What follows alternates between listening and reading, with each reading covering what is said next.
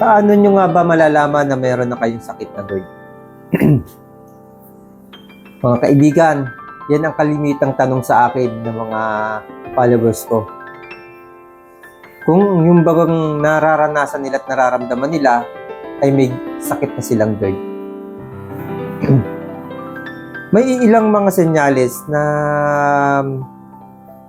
matutukoy kung ang nararamdaman mo ay isang uri ng sakit na GERD. Mga kaibigan, Arvin Bagon po, isang prevention specialist.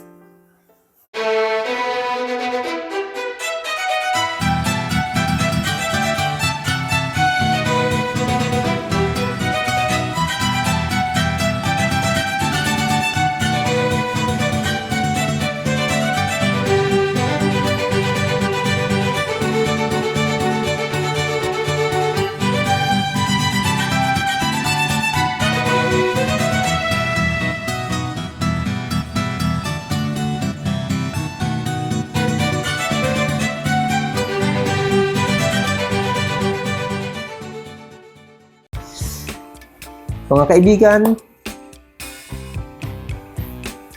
ang ilan sa mga pag-uusapan natin ay mga signs and symptoms kapag umaatake ang sakit na GERD. Ang mga bagay na to ay mga napagdaanan ko, mga naranasan ko nung mga panahon na naghihirap ako sa sakit na GERD. At ang iba rin dito ay nakumpirma ng mga kaibigan natin na may ganito ding kondisyon. Sa mga grupo na may mga sakit na GERD, ito rin ang kalimitan na pinagkukwentuhan. Una po, ang isa pong tao na may sakit sa GERD, ang unang nararanasan at nararamdaman ay yung pagsakit ng sikmura. Pagsakit ng tiyan na hindi mo kayang halos tiisin. Yan po yung una na naranasan ko sa sakit na GERD.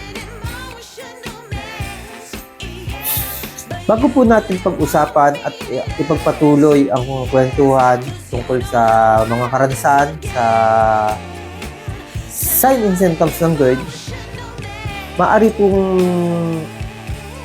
paki-like, paki-subscribe, paki-comment na lang dito sa aking YouTube channel at kung sakaling magugustuhan mo ang kwentuhan ito, makikishare na rin po ng video.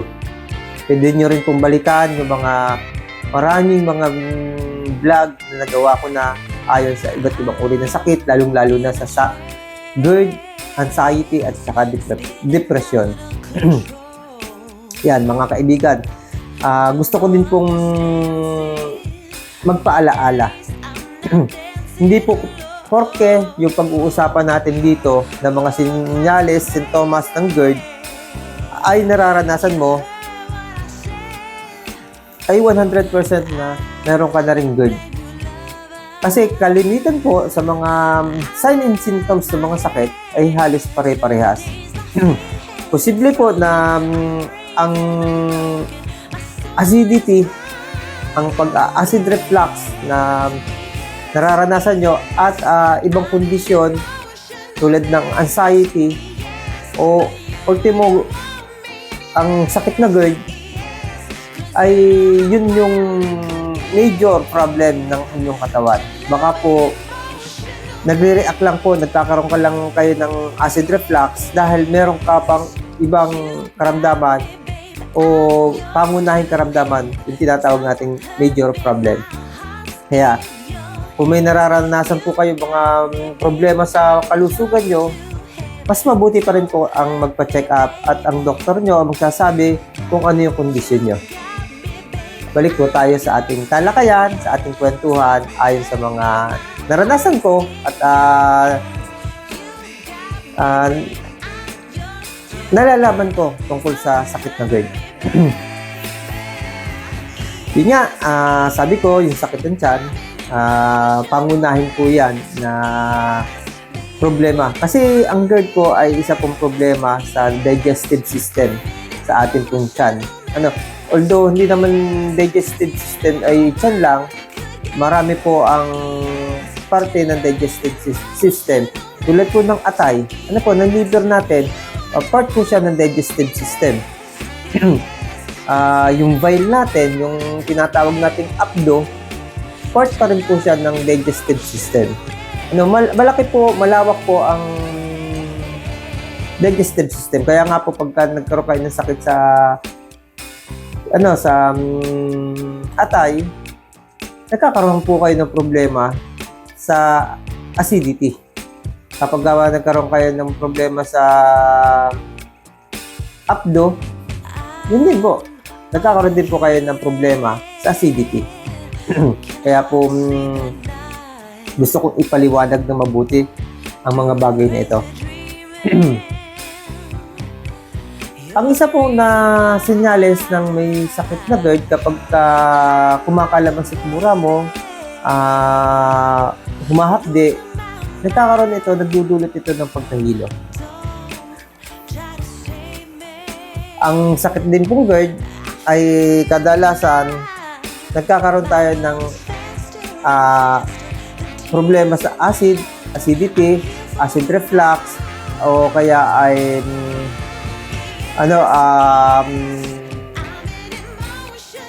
heartburn. Yan po yung mga pangunahin din na problema kapag may GERD. Kapag po ang ating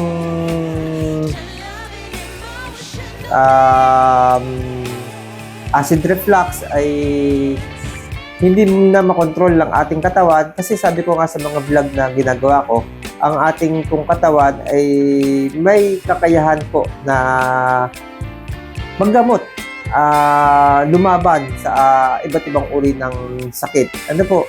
Kaya kapag hindi na makontrol ng ating katawan, ng ating sistema ng katawan, ang mga ganitong uri ng problemang pangkalusugan, posible po na magkaroon na tayo ng GERD. Nagbablur din po yung paningin ng isang tao na may acidity, may GERD. Nawawalan tayo ng panimbang, sumasakit yung mga joints natin, kasi nagkakaroon tayo ng ibang problema sa kalusugan natin kapag mataas yung acid natin. Ang acid po kasi may kakayahang magpigil ng mga pagpasok ng mga vitamins, mineral, at kung ano-ano pang mga nutrition na kailangan ng katawan natin. Napipigil po niya na ito ay makolekta at sumama sa blood flow natin para ma-distribute. Kaya nagkakaroon tayo ng panghihina, nagkakaroon tayo ng problemang iba pa sa ating kalusugan.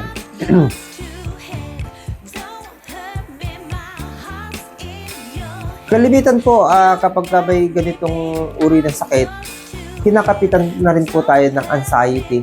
Ang anxiety naman po, ito naman po ay isang hunyangong karamdaman. Ito po isang takot. Takot sa mga karanasan na napagdaanan natin sa sakit na GERD. Halos 90% po na may sakit sa GERD, mataas po yung anxiety. Kasi yun nga pong GERD, hindi komportable ang katawan mo sa mga pang-araw-araw na pamumuhay. Kaya yung takot ay lalabas sa'yo. Ako, nakaranas ako ng isang hindi ko inaasahan sa aking sarili. Ito yung nagbigay sa akin ng takot, nagbuo ng sakit na GERD, sakit na anxiety sa akin. Nagka-trauma ako sa pagbiyahe, pagtatrabaho sa labas, kasi inatake ako ng matinding GERD sa gitna ng pagbiyahe. Nag-iisa lang ako, nasa bus ako. Yun, nangatal ako, nagpanic attack ako. Bumaba na lang ako sa tapat ng hospital. Nagpa-admit ako, pero yun nga, ang isang pangitain po sa sakit na GERD, kapag nag-laboratory tayo, puro normal naman. Nagiging hindi normal ang ating mga laboratory kapag matagal na yung problema ng GERD. Kasi nga, sabi ko sa inyo, nabablock nito yung mga nutrition na pumapasok sa katawan natin. Ang tendency nun, bababa yung immune system natin, papasukin tayo ng maraming sakit, at magkakaproblema tayo ng sa ibang parte ng ating katawan, sa ating kalusugan, nagkakaroon ng iba pang problema.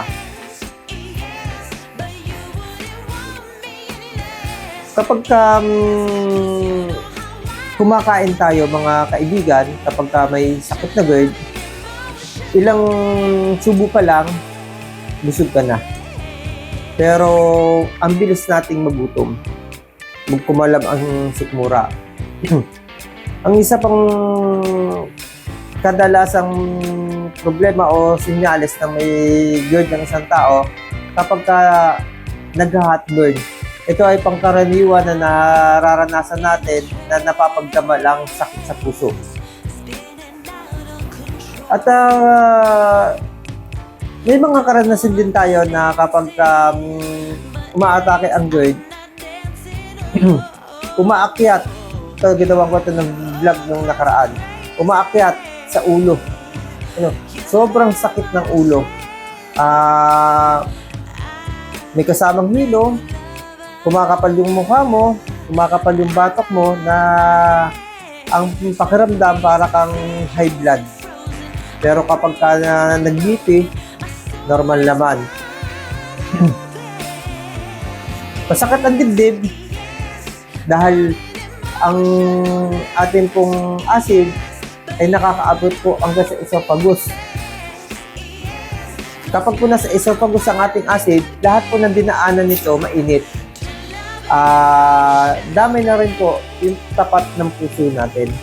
Dahil sa mainit po siya, naiiwan po ang acid sa tapat ng dibdib, may pagkabigat at parang dahil nga yung mga ugat dyan, naiinitan, tumitibok po siya ng parang sa puso ng gagaling. Kaya napapagkamalan natin na sakit tayo sa puso. Kapag in-ECG tayo, kapag chinek ang ating puso, normal po. Nawawalan tayo ng boses, nagkakaroon tayo ng ubo, nagkakaroon tayo ng sipon, nagiging dahilan po ito ng pagkakaroon ng allergic rhinitis, ng sinusitis, at kadalasan po nagkakaroon din tayo ng problema sa vertigo. Yan po yung mga senyales na kapag nararanasan nyo, posible po na may sakit kayong GERD. At bago kayo uminom ng gamot, isang paalaala po, kailangan po, reseta po ng doktor. Kailangan po, magpa-check up po kayo. Kasi sabi ko kanina, baka yung acidity na nararanasan mo ay isang komplikasyon o isang sintomas lang ng mas malalang karamdaman. At kapag po nagpunta ka sa doktor, malamang kung acidity lang talaga yan, kung yan GERD lang talaga yan, ang lahat pong laboratory, ang lahat po ng check-up na gagawin sa inyo ay magiging normal. Wala po silang makikita. Ganyan po yung mga nangyari sa akin at doon sa iba nating mga kasamahan na may sakit na GERD. Ang unang mga check sa amin, ulit-ulit na check sa amin, normal po. Ngayon po, kapag napabayaan na natin ang ating sarili, tumagal ang GERD, at posible po ito na magkaroon tayo ng mas matinding mga karamdaman. Katulad ko po, ang lumabas pong mga karamdaman sa akin, nagkaroon po ako ng sinusitis, nagkaroon po ako ng allergic rhinitis, nagkaroon ako ng vertigo, nagkaroon din po ako ng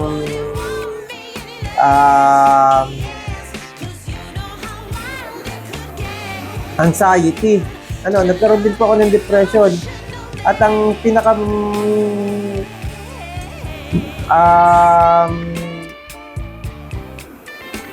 malala siguro, o anong term, iniisip ko yung term na gagamitin ko. Ang pinaka mahirap para sa akin na sakit na dumapo sa akin dahil sa pagtagal ng GERD na yan sa aking katawan ay yung pong aking arthritis. Sobra pong hirap ng aking arthritis at ang hirap din pong pababain ng uric acid. So far, nung mga unang mga taon, matagal din naman, kapag nagpapa-check ako ng dugo, wala pa naman na uric acid. Pero nitong tumagal, lumabas din po yung mataas na uric acid.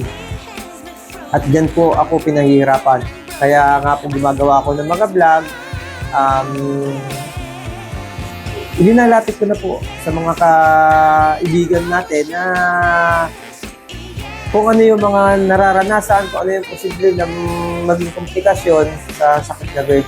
Actually, hindi naman sa pananakot mga kaibigan. Kaya ko din ginagawa ito. At kaya ako nagka-anxiety din dahil may mga kaibigan, may kamag-anak ako na nagkaroon ng ganitong karamdaman na yung sakit ay nauwi sa cancer sa lalamunan. At so far, hindi siya nakasurvive. Kaya, ayun, nung natuklasan ko na kahit chronic ang problemang GERD, may paraan para gumaling sa pamamagitan ng prevention, pag-iingat ng sarili. Yun lang naman po. Chronic nga siya, na lagi ko sinasabi, pero nakokontrol natin ito sa pamamagitan ng prevention. Ang lahat ng mga kwento ko tungkol sa prevention, kung paano akong gumaling, nandito din po sa aking YouTube channel. Balikan nyo po yung mga video na nagawa ko. Almost 1,000 video na po yung nagagawa ko, mga kwento. At sabi ko nga, kaya kung ginagawa ito, para yung mga tao, lalo na yung mga kabataan, hindi na matulad sa mga karanasan na pinagdaanan ko, yung hirap na pinagdaanan ko sa mahigit 30 taon bago ko natuklasan na mayroon palang kaginhawaan na pwedeng makamtan ang isang taong may sakit na GERD. Magandang gabi po at sana kahit sa konting oras na kwentuhan natin, nakapagbigay ako ng konti man lang na tulong para kayo ay gumaling. Bye-bye po!